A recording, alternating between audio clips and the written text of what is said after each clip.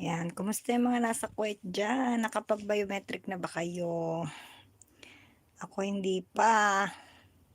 Kasi wala pa naman sinasabi yung si amo. Hindi ako pa-appointment. Hindi ako makapag-appointment. Basta naman kayo dyan, guys. Tapos na yung Ramadan, back to normal na tayong lahat. Ayan. Maaga na yung gising, maaga na yung tulog. Kasi, maaga yung pasok.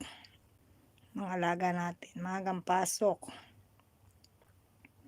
Yan yung mga uwi nating OFW na na pauwi at pabalik. Yung mga requirement natin, guys. Sa pauwi, ang kailangan natin kapag pauwi ay passport, i-travel, tapos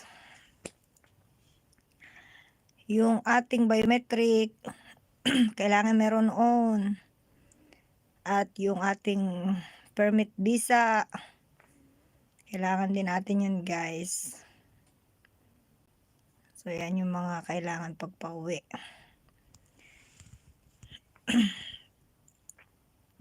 Siyempre, yung ating kontrata, kasi hindi tayo makakakuha, guys, ng OEC kapag yung kontrata ay wala. So, kukuha kayo ng kontrata. Kaya advice ko lang dun sa mga uuwi, guys. Yung mga pauwi, guys, na ayaw nang bumalik.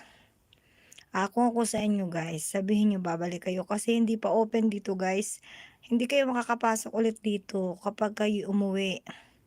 Gawa ng hindi pa nga ito open. Close pa siya.